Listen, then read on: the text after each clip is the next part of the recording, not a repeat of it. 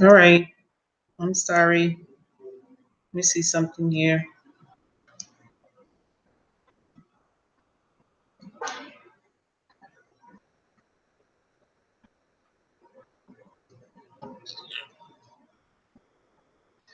Now the people who's supposed to be on the Google Hangout is not in the Hangout. Okay. All right. Don't worry about it. So let's do this. I'm gonna do a drop shipping. Take your pencil and your pen out.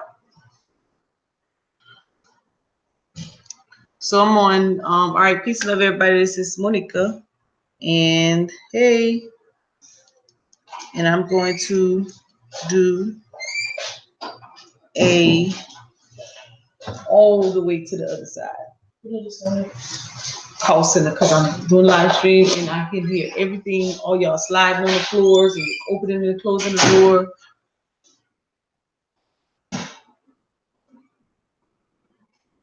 All right, let's see. My bad. All right, so let's do a drop shipping and we're going to do a cost analysis for a drop shipping. And right now I'm currently on fedbizout.gov, which can also be looked at as fbo.gov. And I'm going to see what's been put out today. And I'm going to run it wide open. And I'm going to go through the entire process, right? So let's see what we got going on. All right, so you first go to search for these drop shipping contracts. Then you have to make sure, and you're not really sure what you want to look for. Okay, maybe I need to broaden my little scope a little bit. But let's see if I find anything right off the top. Let me go back. Let me make it 7 days. And I'm going to do any state. Right? And I'm just going to scroll down. I'm going to look for something that has not been awarded.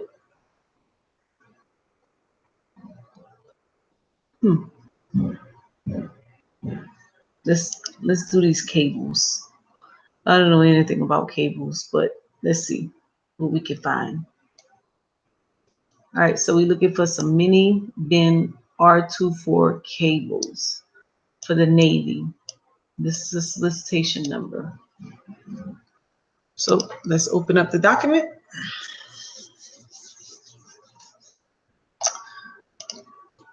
And let's see what we have here.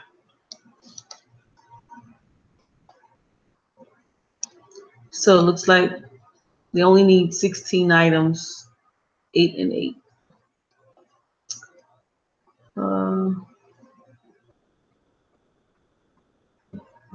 And it's open to anybody. So I'm waiting for the Word document to open.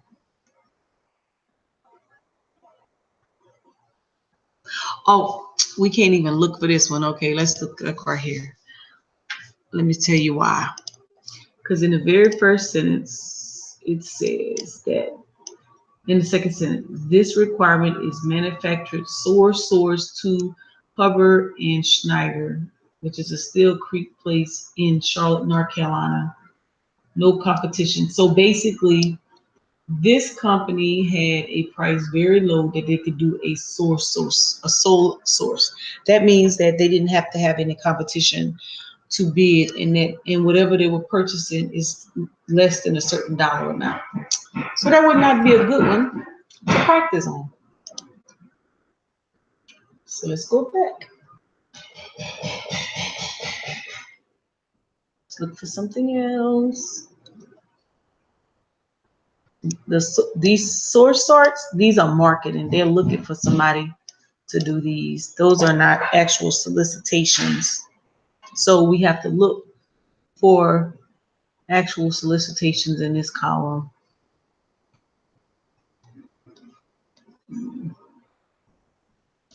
And so if you don't already know what you want to look for, then you have to kind of search through to find something.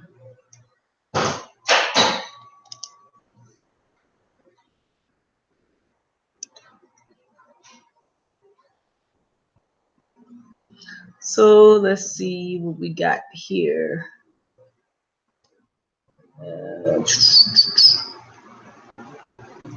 And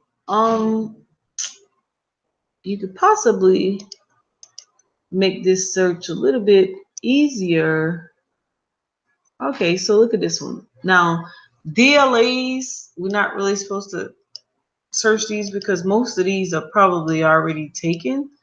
But let's look at it. Let's just use one. It's probably already in RFQ. So when you see RFQ, that's request for quote.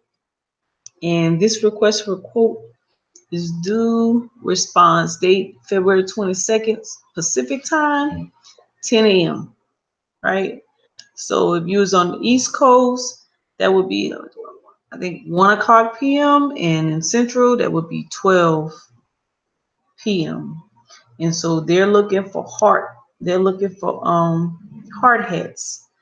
So let's open up the document. Let's go here. Then if you have any questions, you can always email Lorraine Smalls. Right?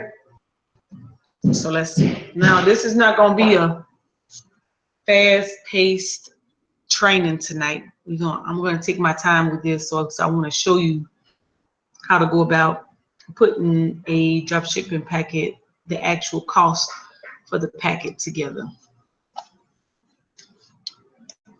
So may not be all enthusiastic and hype and hoorah. That's not how we're gonna work. Because we gotta train to standard and not to time. Okay. All right. So this is called a solicitation. Solicitation, contract, order, commercial for commercial items. This is the solicitation number here, and looks like I might need to expand this so you can see it better. All right, let me open it out so you can see the entire solicitation. All right, so now, so that this number would match the FBO screen. That's the solicitation number. Oh, I'm sorry, the requisition number. This is the solicitation number here. This solicitation number is the date it was issued, and this is when it's due. So normally what you're looking for is that, okay, when you find a drop shipping bid, you want to find out, okay, when is this drop shipping bid due? And so February 22nd, 2018 at 10 a.m. Don't forget it's specific, and it's stated that right here next to the response time, right? All right. Now, what's important on block 10 is this is set aside, but it's set aside for small business. That means anyone can bid. But if it was any of these others selected, then you have to be certified in one of these areas. However, it's small business, so it's open up to anyone. This is the next code for hard hats. You definitely want to make sure if you bid on this contract that this number is in your SAMs. Block 17A is where you would put your company information and the phone number. And you would scroll down. Everything else is okay. You would sign it. You would print your name and your title, and you would date it right here. The rest is for the contracting officer. So let's scroll down. This is page 2. Normally it doesn't have nothing on it. Here again, page 3. You'd have to put your company name, phone number, fax number if you have one, and the email address.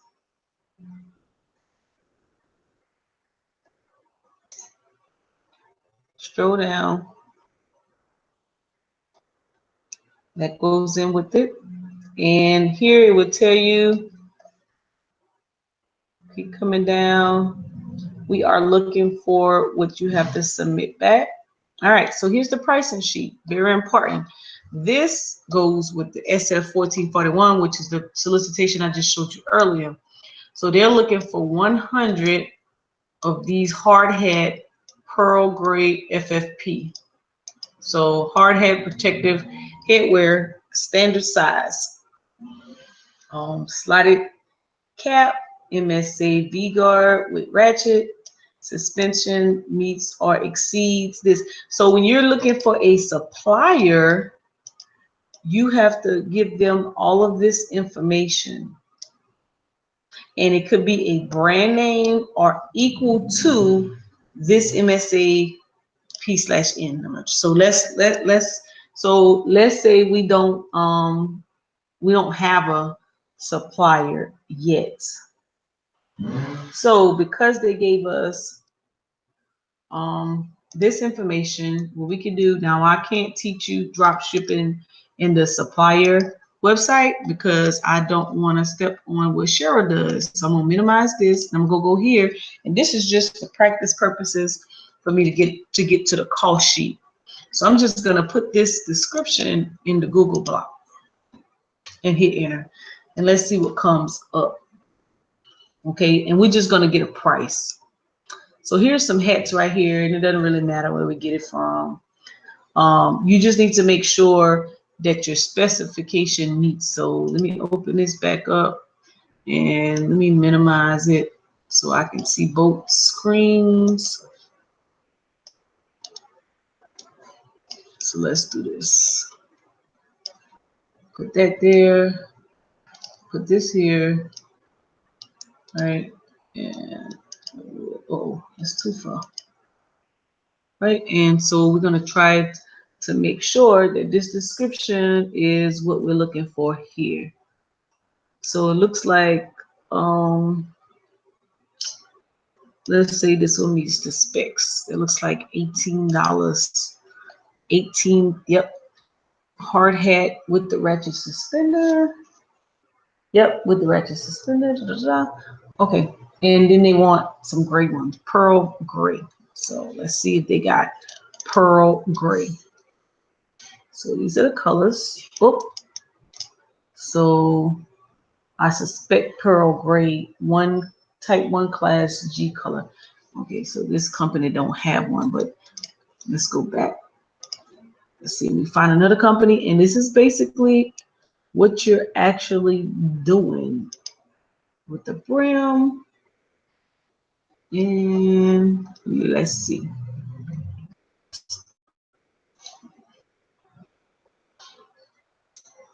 Okay, it might be this.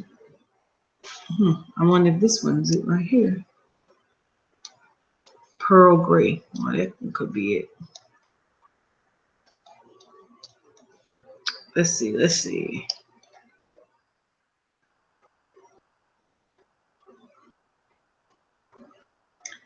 So color strip.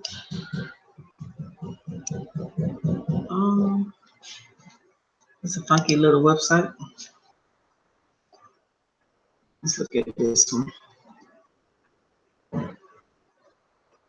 Put it in our cart. See how much it costs. Now I'm just gonna choose a cost.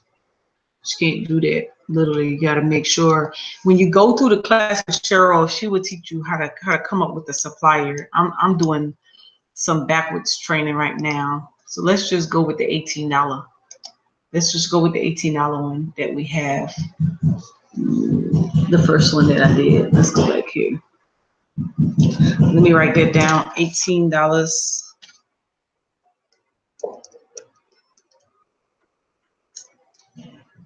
Let me write that one down. Uh-oh, I'm in the wrong one. Go back. Must have been this one. Cooper Safety. Yep, $18.27. All right, now that we have that price, now, so we know how much it's gonna cost. So what we have to do is say I need 100 of them. So let's put it in the. put it in there.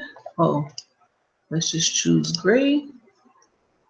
And let's add to the cart. Let's see how much it's going to cost us.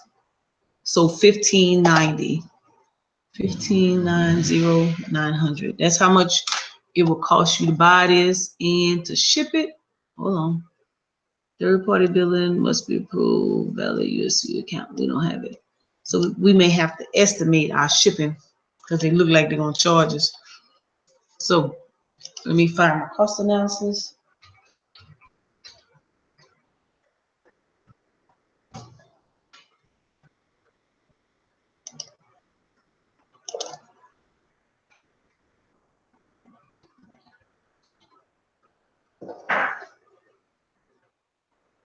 All right, let me bring up that. All right, so now we have our item, we have our supplier, and all right, we'll move this over here. All right, so now let's go to the cost analysis screen. So we have hard hats, and it was $18.27, and we needed 100. All right, so let's see if my price agrees with that one. Oh, depending on the, it's $15.90. I didn't change my price. $15.90 for the unit cost. All right, yep. So $15.90, and we know it's going to be some shipping involved, but they want me to. Let me see. They'll let me get to. Let me see if it would estimate the shipping. All right, let's just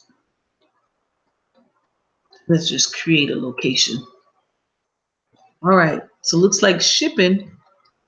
We don't need it right away because it's due on the 22nd. So looks like, all right, let's see when it's due.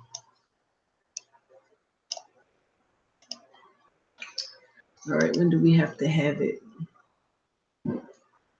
February 6th.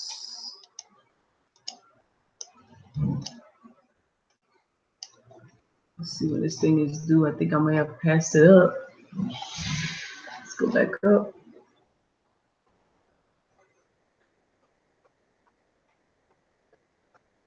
So it may be due.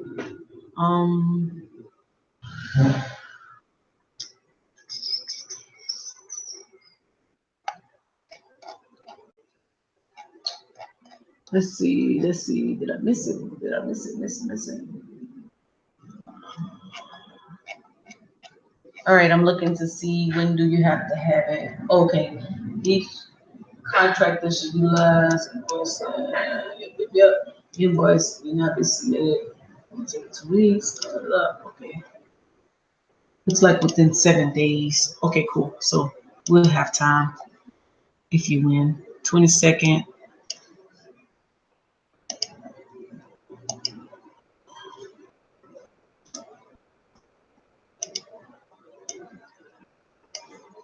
So the 7th.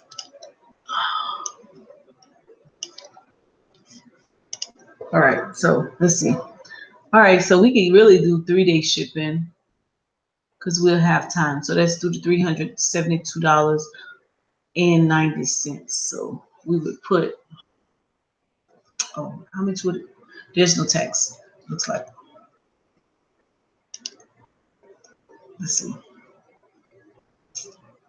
$372 for shipping and proceed to checkout. Let's see what the taxes come out to.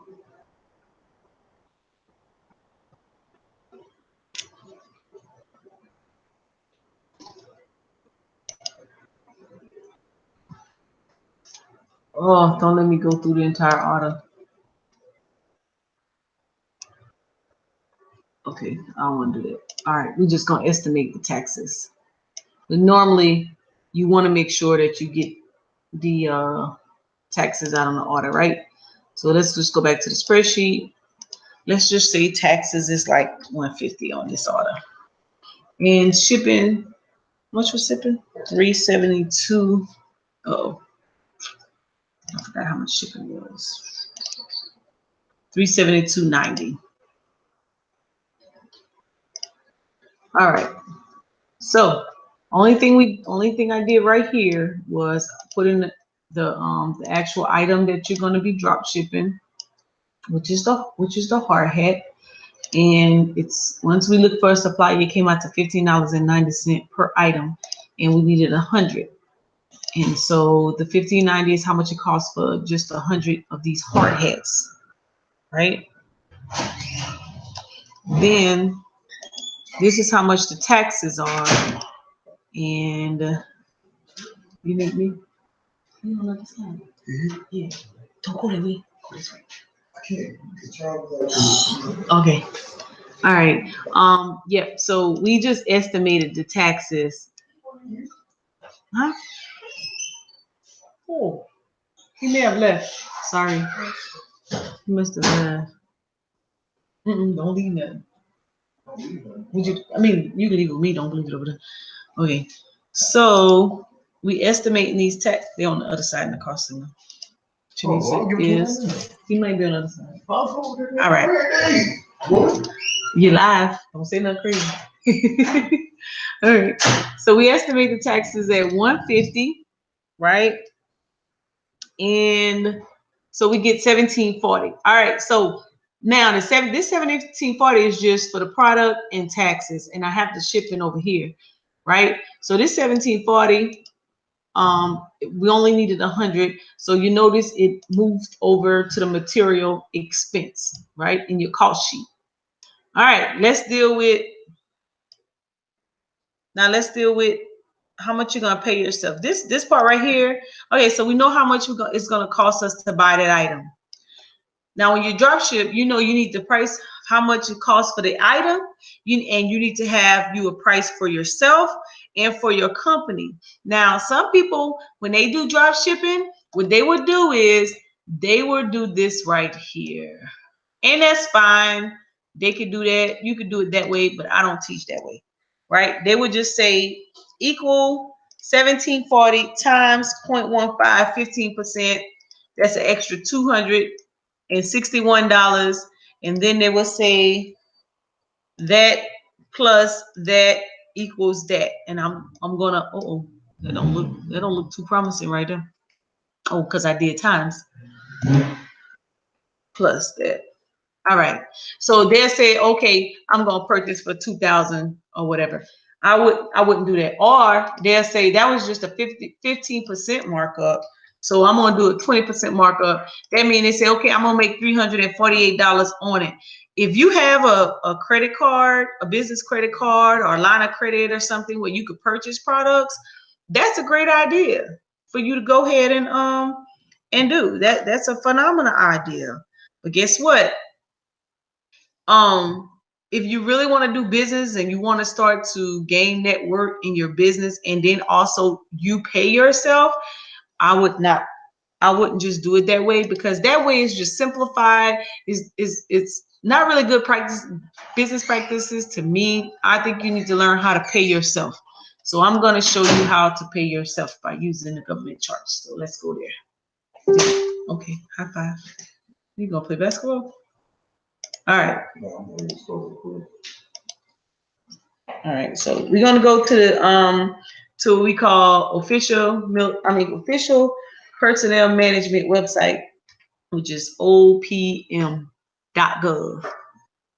And I'm gonna share with you the rules or some ideas that's reasonable and justifiable for paying yourself. So we're gonna go to the pay chart. Sorry, you are we live? Yeah, we live. Who teaching? Huh? Who teaching? These folks right here. You got like 8 people watching this. We teaching taxes? No, we teach them how to drop ship and come up with your cost analysis and budgets. I need to teach some people too, man. What you want to teach them? I need to teach them how to do this job development stuff. How to do this workforce These folks stuff. Is all over the place though. I'll hook them up. Give some knowledge. I'm so fired. Set up a class. Hey, I need somebody about taxes. Bring them in, like you normally do. Yeah, but I want y'all to do it. Like, I don't want to like do nothing. I just want to bring them in. Bring your bank statements. All right. Sorry guys. All right. So I'm gonna go here, the paid and leave, and I'm looking for the pay chart, pay table, right? And so I'm just gonna go to the pay chart. Remember, I said we're gonna get some information today. And we're not gonna go fast because I have to learn to slow down for people to understand what I'm doing. So the GS rates for 2018, it comes in an annual rate and it comes in an hourly rate. So since a lot of the government deals in hours, anytime you're trying to do any business with the government, they will ask you, okay, how much per participant and what's your hourly rate? And I'm gonna show you how to come up with that rate, right? The overall rate, but right now we're just going to deal with the individual rate. So this is the GSS schedule, right? I'm just teaching you reasonable and justifiable. Remember those two words. This is not Bible. This ain't concrete. This ain't sketched in stone. Don't be saying Monica told me I had to do it this way. This is a way for you to come up with your pay rates. And so if you ever got questioned, how did you come up with your pay rates? Then you can refer them to this chart. I'm going to show you two ways. This first one, because you're freelancing as government contractor and it's not a government contract where you're getting paid for labor to pay someone, we're going to use this rate. Then I'm going to show you if you actually was doing a service contract and you was hiring people to work for you on this contract, how to come up with their rates. So let's do one at a time first. Let me enlarge in this.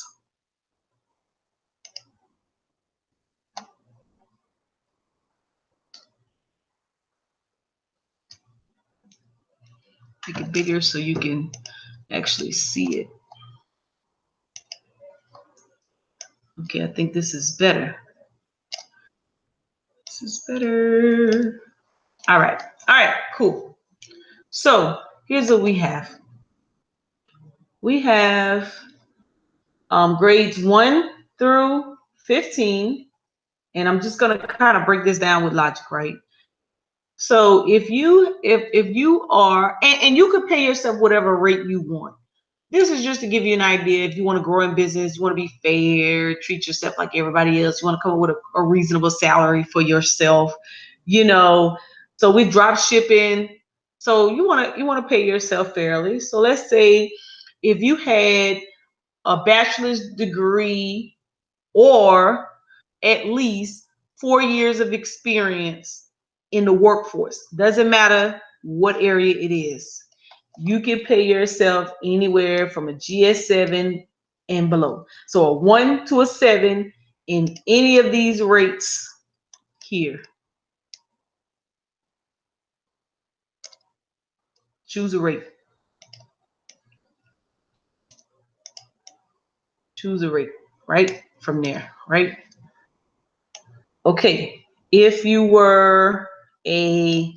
had a master's degree, or let's just say if you had a master's degree or below, or 5 to 10 years, or 10 years of experience or more or less, then you could pay yourself a GS9 and below, any one of these rates.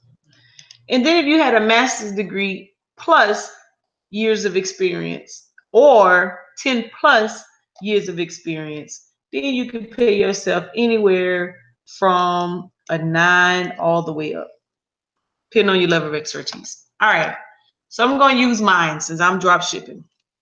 I have a master's degree and post PhD degree, but I'm not going to pay myself the max, although I'm worth it. I'm going to start off low. So I'll pay myself, let's say I'll pay myself a GS11 step 3. So I'm going to pay myself $27.12. $27.12.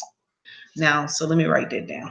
$27.12 an hour, per hour, to do this drop shipping. Now, I am going to download that one.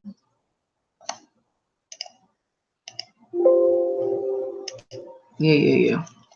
And I'm going to go back And I'm going to show you how that equals. Let me get the annual rate. So if I said, okay, I'm going to pay myself a salary, I'm just going to look, and this was a GS 11 step 3, I think. Hold up, y'all, because I forgot. All right. Let me go back.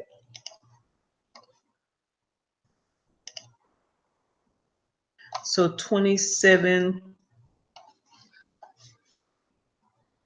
GS11, 27. Okay, GS11 step 3. All right. GS11 step 3. And I'm going to go to the annual chart, and I'm going to choose the same thing to get my salary amount. Let me make that larger. And it is right here, GS11 step 3. So it's this one right here. So 56,600. That's what I'm going to pay myself. All right, let's go back to the spreadsheet. I'm going to plug that in.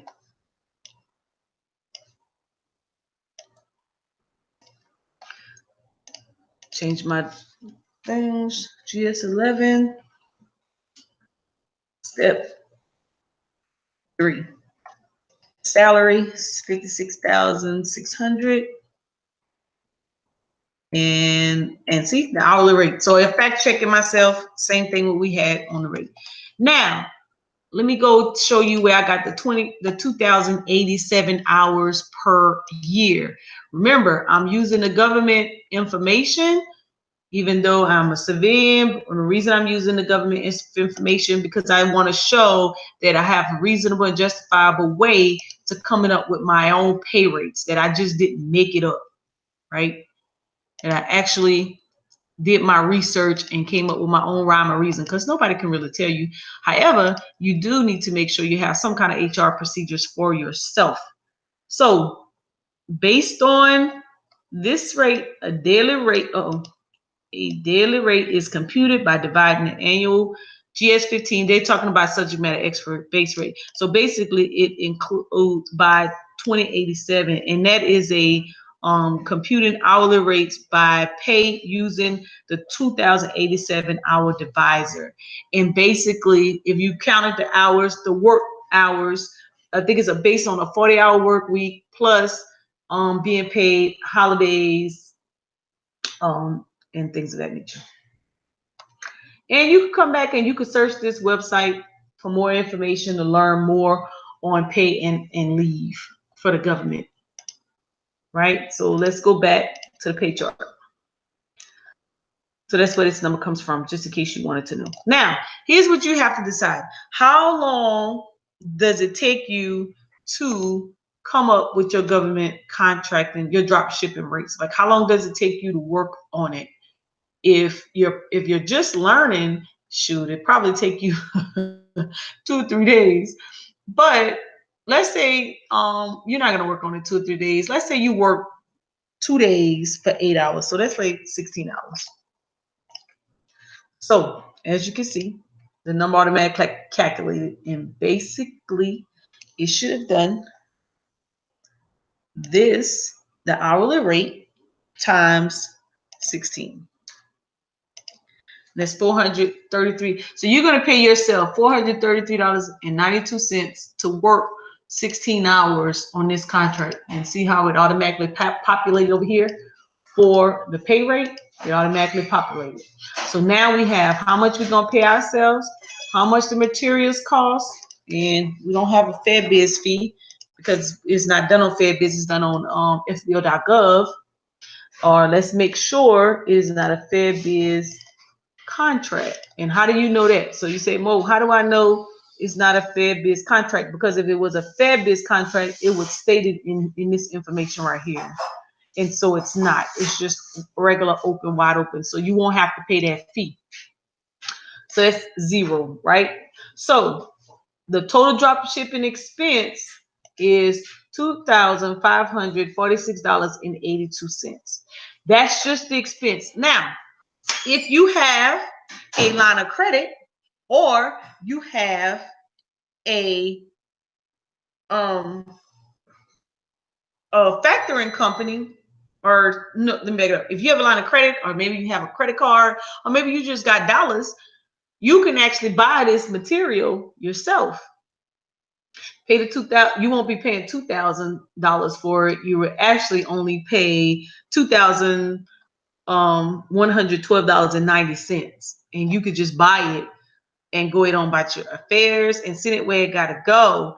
And you would charge the government $2,500 though, because you would actually buy it. So when you bid it, you're gonna bid 25,4682, but you're gonna keep $433.92, and you're gonna pay you're gonna pay the supplier that you're buying the items from $2,112.90, right? That's if you already have money available. If you do not, if you're drop shipping and you do not have money available, two things could happen. Well, several things can happen, but I'm only going to talk about two. You can use your credit. At this point, if you plan on using your credit, you should have contacted Garfield to make sure you at least have a 630 credit score, because I think in order to get money for the bank based on an award you already have, they might be looking for something a little above a 630 to award this for you. So they will give you a business loan or line of credit to purchase this product, and you will pay them back based on the award though. You can't go and get the loan or try to use your credit if you don't have the award already awarded to you. This means that you've already bid on the contract. They know the money is coming in, so they're going to leverage your government award to pay for the to give you the money to pay for the material. That's one option. The second option is a factoring company. That, and you can do that if you have a factoring company or someone you're already working with. They can range anywhere. I think it's gone up to 3 now, 3% or more. That means you will borrow this $2,500. They will take 3% of that, which is the $76.40. So you would actually they would buy the products, and then they will send you, when you bid though, you would actually bid $2,600. You did $2,623.23, and then the factoring company will pay the supplier, and they will also take their money, and they will send you the remaining, which will be the $493.92. Or so this would be your bid amount, right? So really the cost per product will be $26.23 as opposed to $15.90. And you get that number by taking your total expense cost and divided by the quantity products, and you get your new unit cost. Or if you're smart, you would pay yourself, you would factor in the factoring company, and you would factor in something to your company. And I wouldn't go more than, if you already given 3 to the factoring company, then I'd probably do, I would probably do about 7%, right? So now you're putting $183 back into your company. You're paying the factoring company $76.40. You're paying for the product $2,112.90. You're paying yourself $492. So your total bid, this expense, the factoring company, your company, is $2,806.86. You divide that by the products, the number of products that you're going to be purchasing. Your new unit cost is $28.07. So when you go back to your price sheet on the bid, let me make it larger.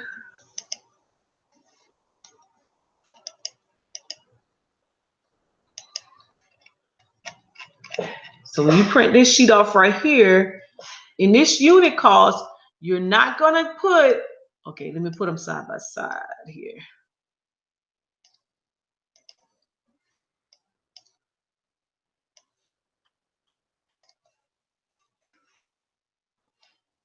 All right. So for your unit cost, you're not going to put in that block, you're not going to put this $15. If you make a mistake and you put $15.90 here, and your total comes out to 1,590 here, and you don't have the money to buy that product and you don't have the tax money, you're gonna be in trouble and you're gonna lose that contract because you're not gonna be able to pay for it. So this is not your unit cost. Your unit cost, and that's why I created this spreadsheet. Your unit cost, your new unit cost is $28.07 per item. So when you take $28, show you how that works, equals 28.07 times 100, you should get this. It just rounded up, right? So when the government send a check to the factoring company, the government is going to send $2,806.86. The factoring company is going to keep $76.40, and then they will pay the supplier $2,112.90, and they will cut you a check, and you will get a check. So you're going to get the 433.92 plus the 183.63. You're going to get a check for $655. That's how that works. Any questions? Surely you have a question. Somebody, anybody, scream. Yeah? No? Maybe so? Maybe? Just maybe? Caesar, you got a question?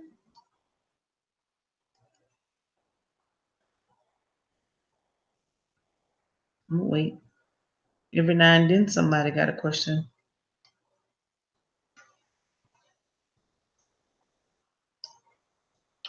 All right. If no questions on that one, I'm gonna move to the if you were hiring someone. If you were hiring someone and you needed to make sure that you were paying them properly. I'm going to move to that one. So let me check one more time. All right, cool. All right.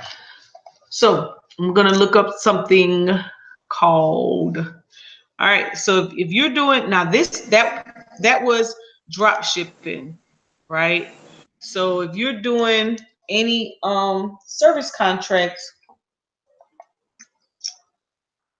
let's see. If you're doing any service contracts, this bad boy right here is gonna be your best friend. And I'm gonna tell you. Let me see. I'm gonna pull out two. I'm gonna pull out two.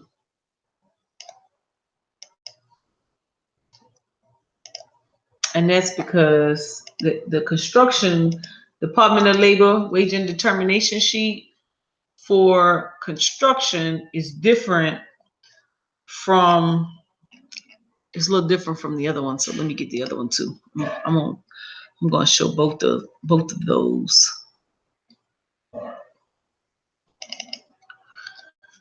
Let's see.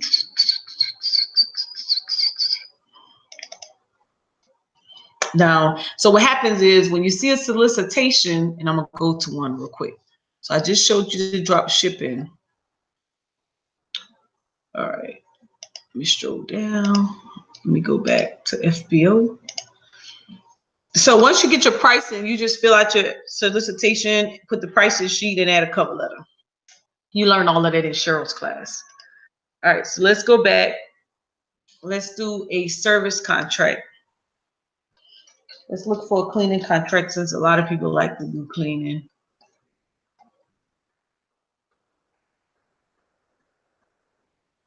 All right, let's do this one. Recreation janitorial services. All right, let's look for this one. So no, this one's a pre-solicitation. We don't want to do that one. because it's not the actual solicitation yet.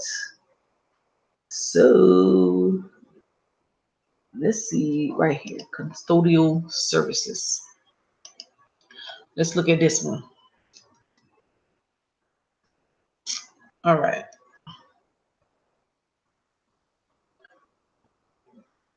This lazy contract. Oh, they just doing a request for quote. Where is located at? Let's see where these folks at, because this is an easy contract right here. Somebody could sweep this. Oh, Arizona. They can sweep this little contract off his feet real fast, real fast, real fast, real fast. And it's doing the 23rd. Request for quote. That means they're not looking for a whole lot. I don't want this one though. They're trying to give that one away. I want one that's gonna give me that wage and determination, so I could show you in the solicitation where you could find it. This one's been awarded. Let me open up that one. Oh, they already took the solicitation out. This is why you have to have a team when you're doing these contracts, because just looking for the contracts, let me tell you something. Just looking for these contracts is a job within itself. So sometimes people get a little discouraged. They be like, oh my God, it's going to cost this much for you to put a proposal for me together. Well, if you see what I have to go through to find it, the contract first that fits your needs, and then I'm showing you guys I know the numbers and I know the spreadsheet. So it's a little easy for me to do. But boy, if I was doing this for the first time, I'd have to read the entire packet, you know, make sure I understood it. Where do I find this information at? It takes time. It takes time. You send it before the date. So you can send if you're doing the drop shipping and the deadline. So that last one, it was due February 22nd. And if you get done with it and you're comfortable with your numbers, you can send it in. But what you have to do, you have to keep paying attention to the request, because if someone asks a question or the contractor have to make some changes to that solicitation, they're going to put out an amendment. If they put out an amendment, you're going to have to add that to your contract and you may have to resubmit. So sometimes people wait till like the day before to submit to make sure that they have everything that's being asked and make sure there was no amendments. All right. So let me open up this one. And I just want to kind of show you.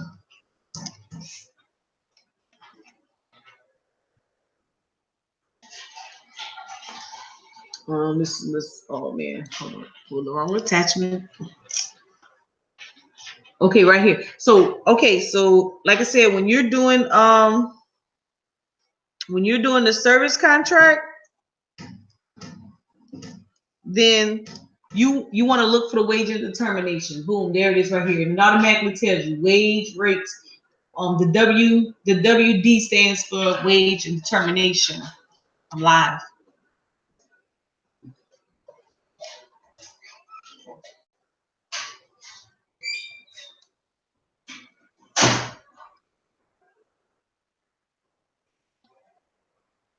And the reason you want to look it up, I'm about to show you. So anybody, if you're working on a contract and that person is getting government, it's a government contract, they're getting government money, this is very important to you. And you could pull this information up yourself to make sure you're getting paid properly. A lot of people get in trouble for not paying people properly. All right, so this particular wage determination is for Texas, and it's for these particular counties in Texas. It's by state and by county. So every county just because it's in the same state does not mean they're going to have the same rates.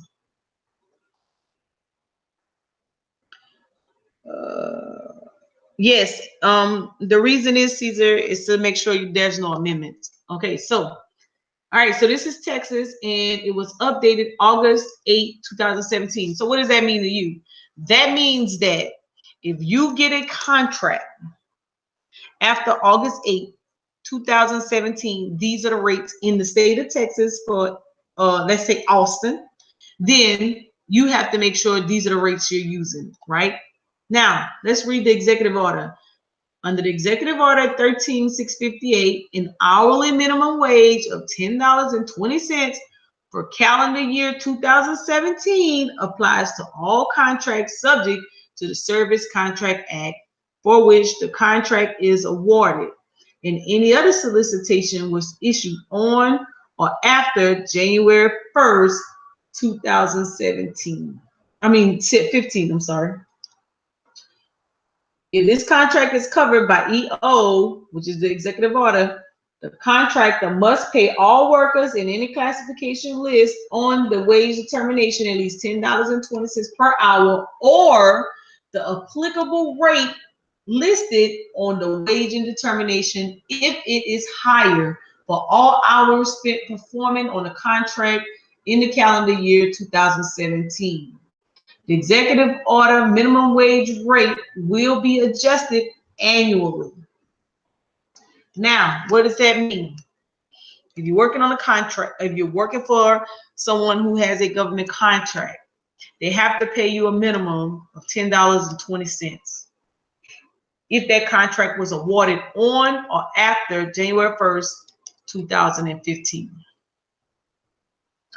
If they give you a job description or what we call an occupational title or a work classification, and it is higher than $10.20 per hour, then you have to pay the higher, which is that. So let's go down the list and let's see what we're talking about.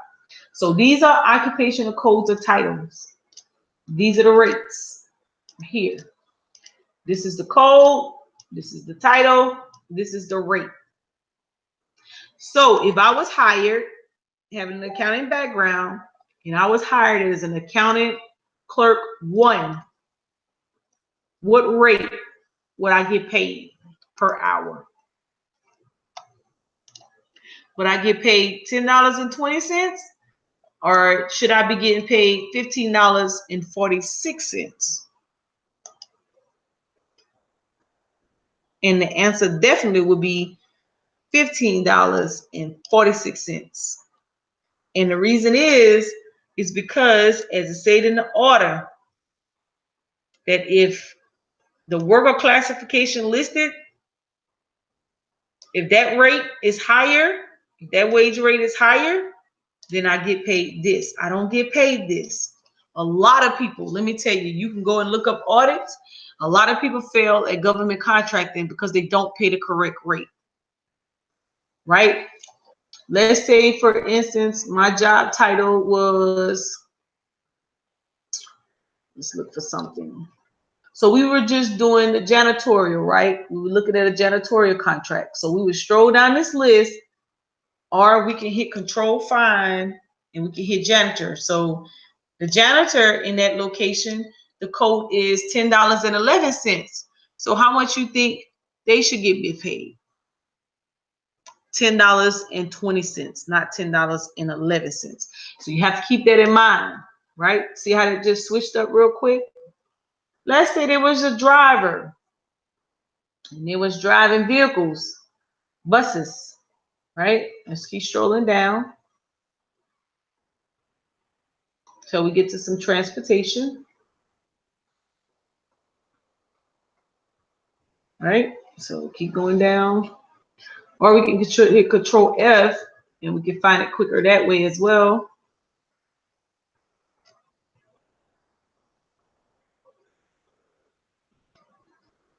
Almost there. Transportation. Say it was a bus driver. How much should they get paid? $19.75. Surely not no $10.20, right? Let's say they was doing valet parking. Should get paid $10.20 because this is less. And that's how you read it. Now, here's the other rule of thumb. Yes, you're paying them the hourly rate, but guess what else you're responsible to? If you stroll down a little bit, Executive Order 13706 says you have to establish sick leave. Federal contractors applies to all contracts subject to the Service Contract Act for which the contract is awarded, and any solicitation issued on or after January 1st, 2017. If this contract is covered by the executive order, the contractor must provide employees with 1 hour of paid sick leave for every 30 hours they work, up to 56 hours of paid sick leave each year. Each employees must be permitted to use sick leave on their own illness, injury, or other health-related needs, including preventive care to assist a family member or person who is like family to the employee, who is ill, injured, or has other health-related needs, including preventive care for preventive care or for reasons resulting from or to assist a family member or person who is like family to the employee who is the victim of domestic violence, sexual assault, or stalking. Additional information for the contract requirements and the Workers' Protection Act executive order is available. So yeah, you have to pay 1 hour of paid sick leave for every 30 hours worked, up to 15 hours of paid sick leave annually. That means that when you set up your payroll system, if you set up your payroll system and you're using a third party, you just relay this message to them that you give 1 hour of paid sick leave every 30 hours, up to 56 hours. And they will set it up for you. Every time you run your payroll, those hours will calculate for you, so you won't have to do that. That's one rule. So that's the leave. All right, let's keep going. Another amount you have to pay, health and welfare. You have to pay $4.41 per hour, or $176.40 per week, or $764.40 per month extra for health and welfare. That's on top of that $10.20 or whatever that occupation code rate is. The executive order, though, if that person falls under the executive order 1376, and it will tell you in the solicitation, then it's $4.13 per hour. You also are authorized to pay them 2 weeks of paid vacation after the first year of service with a contractor or successor, 3 weeks after 5 years, 4 weeks after 15 years. This means that if someone has been working on that contract with that company or that agency, and they've been there for longer than a year, you must pay them, start them off with 2 weeks of paid leave. You set that up with your payroll as well. And if they've been there 3 weeks and 4 weeks, same rule applies. You also must pay them for holidays, up to 10 paid holidays per year. And these are the holidays listed that they are authorized to either take. Now, if a person actually worked a holiday, you have to pay them for working and those 8 hours. You have to do both. Yes, that's just how it rolls, just like that. All right, so with knowing all of this, let's go back. Okay, let me do the construction one. The construction one is it looks a little different, but it's the same rule applies, right? The only difference is the way they have theirs lined up. So they got their fringe benefits, they have their rates. So of course, if you're working asbestos worker, heat, frost installation, duct pipes, mechanical system installation, your rate is $23.26, not $15, not $10.20. Okay, you need to know that you get fringe benefits of $12.92 if you're a baller. See what I'm saying? All of this, carpenters. Those rates, their rates drop. It's right here. So you need to understand elevator mechanic, boom. You need to understand what applies to you or the type of contract that you're working. Don't let them keep getting away with paying you $15. Like, that's a lot of money. That's not a lot of money, y'all. You gotta know if somebody gets if you go and work 9 out of 10, if you go work a construction job, them cats is getting federal dollars. Don't be deceived. If it's a federal contract, you need to understand what is your job title. And then you need to be able to go look it up. I'm not telling you to go cause problems. I'm just look, bricklayers. I know a lot of people that work for these companies and these cats on these government, and they're getting these government contracts and they only paying them $15, $10 an hour. You should be getting 18 now, depending on the state that you're in. Look at this. This is well more than what people are trying to pay you. You have to know. See what they're doing, I'm telling you. And I bet y'all can attest to this. They're classifying you as a labeler. I bet. They're classifying you at the lowest level. You know why? Because they don't want to pay you properly. But as soon as you start laying some bricks, I bet I'd be like, what's my job title again? Don't slip up and call me a bricklayer. I'm telling you, don't let my paperwork say it either. They're classifying you as labelers. And that's why when you run around and say, looking for labelers, they smart and they pocketing the money and it's not illegal. We just have to get on our grind and know that when we're hiring our people, that we're using the correct titles, you know, and maximizing their rates, right? So let's go to the spreadsheet. I need to get a new one. All right, so this was the drop ship one. Let me get the one for service contracts. And I know this is a lot of information, but if you're gonna get into government contracts, because I'm telling you, what people do is they be like, oh, Mo doing the most, you know, you don't have to do all of that, you know, just find out, just price the contract, look at the last rate of the contract, the last bid price of the contract, and then so if the contract is like 2 million, we just gonna bid 1.5 million. If the contract is 100,000, we'll bid 98,000. You know, they're not let me put this one. They're not going through and say, okay, that's cool. If you want to come up with your rates that way, that's fine. You could come up with your rate and say, okay, I'm gonna bid a $2 million contract, right? But guess what? You need to come and determine where that $2 million is going. Otherwise, you're gonna find yourself just spinning with no rhyme or no reason. So let's do this. I think this was an IT contract or something of that nature, right? And I'm gonna get the rates legitly. So let me take these numbers out and let's go in and do a cost analysis for these numbers.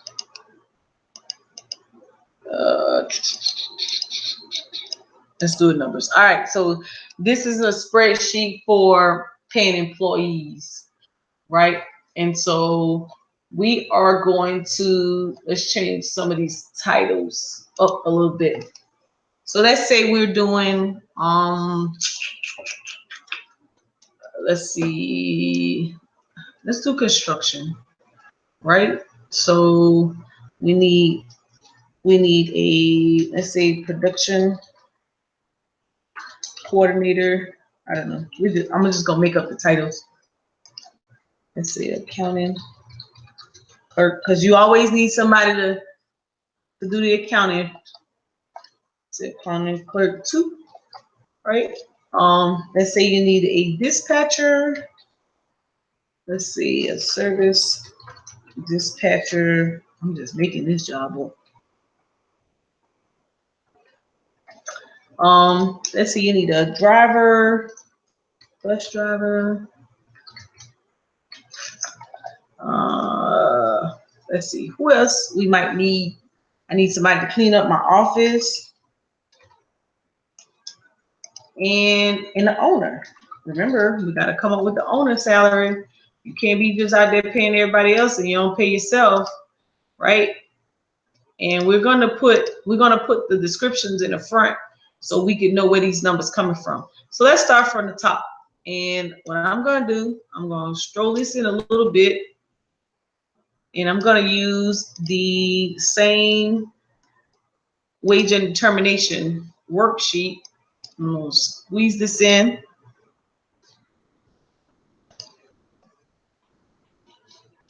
Let's see, I'm going to squeeze this in a little bit.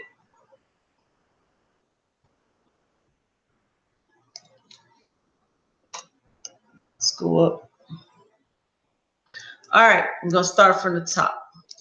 And we're going to find the rates. I don't know if anybody paying attention to me, but if they are, let's see. We're going to find the rate. So this first one we see is accounting clerk 2. So I'm going to put the code in the front. So we have to go back to the wage and determination sheet. You have the code, you know where to fact check it at. If you have your boss looking at your work, that's $17.36. And health and welfare, we know, is $4.41. And that's going to be for everybody. So we're going to go ahead and insert that number because we know where that's coming from. That's automatic. Except for the owner. We're going to get an owner salary. Let's go down. Let's look for dispatchers. So I'm not going to just stroll down. I'm just going to hit the find. And I'm going to type in dispatch. All right. I think it's 2 types of dispatches, if I'm not mistaken. Yep, service dispatch, service order. This is the one I want, the service order dispatch. And that's $16.36. Now I'm teaching you how to put this in because if you got audited and somebody said they didn't get paid properly, they're going to ask you, how did you come up with your numbers? You better be able to pull out this wage and determination sheet, right? Let's go bus driver. I need a bus driver. And most people, this is too much time for them. They don't like to do it. And guess what? Those are the people who lose their contracts for not paying people properly. $19.17. You have to do this for every contract that you bid on. All right, let's put in the janitor.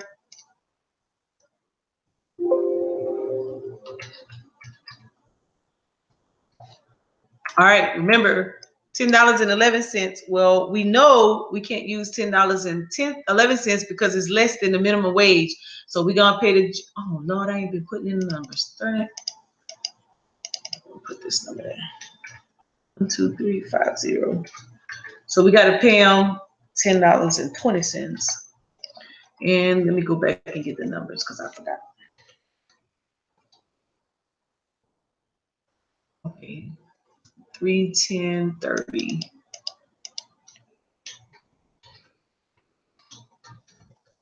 And then let me get the service order dispatcher.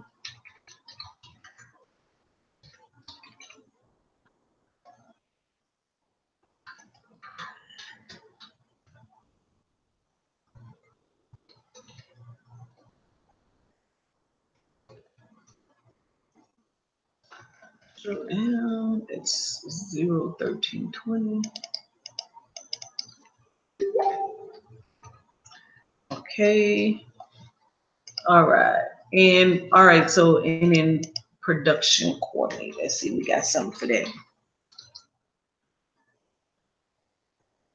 Production control clerk. That's close enough.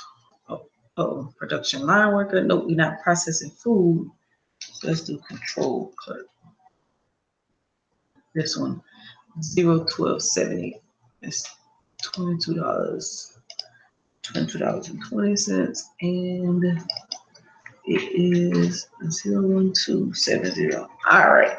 So we got our classifications in. So I can get rid of that. Make this large again. Let's just deal with the top piece. Okay, cool. So we're gonna just deal with the top piece of this. All right. I'll make this a little larger so we can just see the top. All right. So here we go. So now we have, these are all the job positions we say that we need to do the job, right? For this particular contract. Now we have to decide how many employees we need. Do we need one? Oh, we've already decided how much we're going to pay ourselves. So let's just keep the same. It was GS11.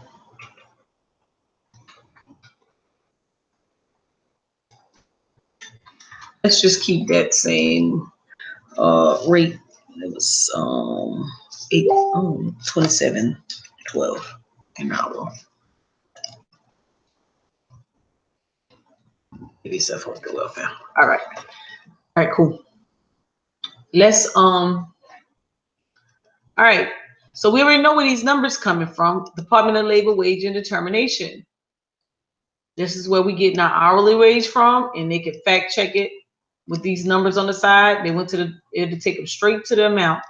So let's just say we need one person per job, right? Now, what the calculation is doing, it is taking,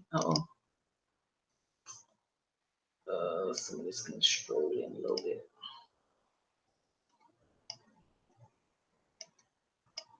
All right, so what it's doing is taking one employee times the hourly rate, the hourly rate plus the health and welfare to get that amount times 1 times that, give you that.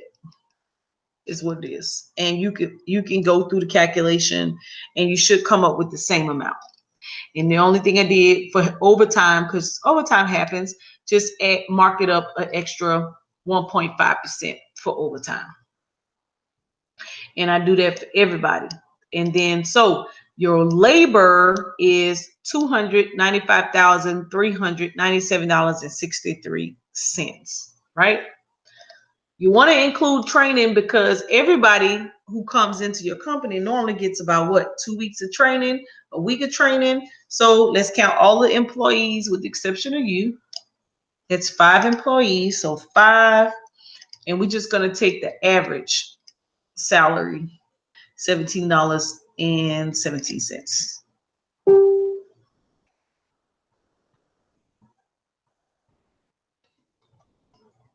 And so we're going to say 40 hours a piece. So we're going to say we're going to spend an extra for training $686, right? And then remember, we have paid holidays or whatnot for everybody. You can add this in. We're not going to include that on this one. So we're just going to say 0, right? All right. So if you want to know the total number of hours, this ain't right. This should be equals how many hours per year.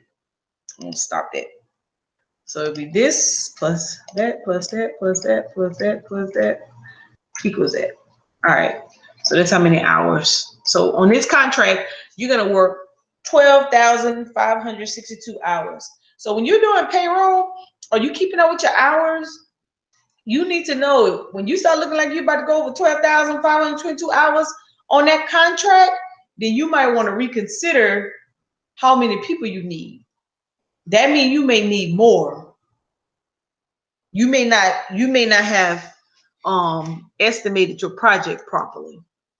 Remember, everything is done on hours. You have to understand how long does it take you to do something? How many people does it take to do something in a certain time period? Like here we have a rule of thumb. It's for 3,000 square feet, it takes 1 hour, one person 1 hour to do 3,000. I mean, 2 people 1 hour to do 3,000 square feet. So we were bidding on cleaning contracts. We would divide the number of square feet by 3,000, and we know for every 3,000 square feet we needed at least 2 people. If the last contract amount was less than that, then guess what? We would be like, no, we're not doing that contract, because we know you're gonna end up spending more money to do the contract than you will to actually then you get paid. No, we don't get down like that, right? So the annual amount, it flows from here to here, right? The annual rate comes down into your direct cost column. Sometimes you may have some type of special pay involved. You know you're going to have drug testing involved, because if you hiring people, you better give them a drug test. So that's 5 people. Drug test, physical, depending on what type of job it is. So I just automatically just do $80, so it can just cover whatever I need to do. So I just add that in. Special pay comes from these training rates, my bad. So you have your annual labor, including overtime, any training, special extra dollars there for that. and your background, your driver's history, and your drug test. Add all of that up, that gives you your direct cost. And as you can see, that direct cost goes from this column to this column. That's your summary column. Oh, right? Now, let's talk about overhead. That's your workman's comp insurance, your payroll taxes and general liability, health insurance for yourself, because you need to have insurance, so you need to charge it to that. You have a little 401k plan for yourself, and 0.01, 0.03, and that's taken of the direct cost. And then the general liability taxes, that's let's just do 3%. That should be this times that. It's probably a little more, probably 15%, because payroll ain't gonna do, right? All right, so your overhead, that's your payroll taxes and insurance, that's 60,000, so it flows over to your overhead column. Now we have the indirect cost. Indirect cost, if you want to do some training for yourself, let's say you want to go to a conference, keep up with the latest trend in your industry, may cost you about $200 to go there. So let's just say one just for you. Maybe get somebody to clean up your office every now and again. Let's say you pay them about $65, keep your place tight, right? Because you ain't gonna be doing all that yourself. You're gonna be out there doing business stuff. Contract labor, you may not have no contract labor. Let's put 0. May not have to subcontract nothing out. Miscellaneous would be just some extra money. Every now and then you have something that just might come up, and you just may need it. So I'm just gonna put $200 there. You might. And then non-personnel expense. Non-personnel expenses, your office supplies, taxes, any advertisement, utilities, communications, internet, cable, whatever it is you have going on that has nothing to do with personnel. That's where that money is. And we're gonna say each, and we're gonna do and we should have just kind of did a percentage, because this looked like it just came straight from there. Let's do a percentage of that. Let's just say 1%. All right. All right, now equals this times my formula left D35. All right, so if you notice, all my numbers total came over to the summary column. So I got my direct costs, I got my indirect costs, and I got my overhead. And if I add all that up, it comes out to 360,000. Now that is how much it will cost you to run the contract, provide labor, and your expenses. Don't forget, you got to mark it up. So, hey, I got 10 more minutes, Sean. Peace. you want to mark it up 20%. So you take 20% of the 360 and you get 72,000. So that 72,000 is going in your company.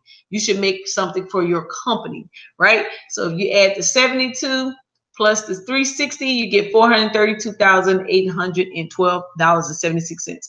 Now keep in mind, remember, the government do everything on hours. So you have to take the total number of hours you're going to work the contract divided by your expenses, and you get that contract is based at. So somebody say, how much is going to cost you to come out and do this particular contract? You're going to say $34.45 per hour at a hourly total hours of 12,562 hours. And you want to make the statement subject to change based on the adjustments of the contract, because they will get you. They'll get you out there for one thing and then add some stuff on. Any questions? Man, I can't believe I got through drop shipping and service all in one little session. What you talking about, Sean? I did an hour and a half. What's your questions? You got a question? I'm gonna let you go. You probably got a PowerPoint and want to play on live stream or something. Boo. Look, oh, what's up, Chris? What's going on? I ain't lose nobody, did I? I lost some viewers because, you know, people don't like to train really. So, and I have to go through this a few times to make sure, and then we'll be doing something together. But you see how this makes sense? You come up with the total number it takes you to do the job, find out how much you're going to pay the person, plus the health and welfare, find out how much your payroll taxes and insurance is, find out how much your indirect cost is, and then do your markup. Now, if that contract was rated at if they paid somebody $500,000 last time to do that contract, then guess what? You're in there. If you bid 432, 812, you could go up a little bit because you know why? You already know how much it takes you to run the contract. Oh man. Okay. All right. Yeah, you know how much it takes to do the contract. So guess what? If you know how much it takes to do the contract, you could go up. You could bid 475, 480, 490. Because you already know that my bills are going to be paid. Because this is how much it costs me to do my contract. And I'm going to get some dollars out of it. So I'm going to make $66,000 a year doing my own contract. That's smart planning. That is budgeting. That is estimating, bidding and estimating. This is just an example. You don't have to use this method, but it is an example. You could just say how long it's going to take you. Once you start doing it for a while, you start paying attention to hours. You know how many hours it's going to take you. You can take this average salary rate, multiply it times 8 hours, add your markup. You probably want to do about 30% to capture all the payroll taxes and insurance and bid your contract. But you got to know how long it take you and how much manpower you need. So, all right, y'all. You don't have no questions. Somebody. Oh, I got a new person. Mo, these classes are great to listen to. Great teacher. Oh, thank you. High five. Boop, boop, boop, boop, boop. Never seen you on my live stream before. So let me go through my list. Caesar, thank you, buddy. Just Teach, high five. Appreciate you having you. Sinette Lisa, whoop, whoop. Glad to have you. Garfield was in the building. That's my bro. Chris and Sean, peace and love always. Kiana, what's up, girl? Savage Reese, you know, you always here supporting assist.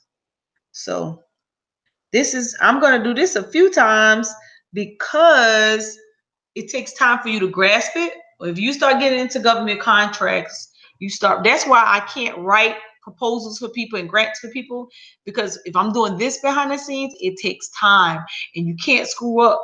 Because if you screw up and you decide you're going to pay, like if I was to cheat somebody knowing they're supposed to get these rates. Now, let me show you the difference. I'm going to just copy this and I'm going to let you go so I can pop on, got 5 minutes, and I can pop on the other live stream.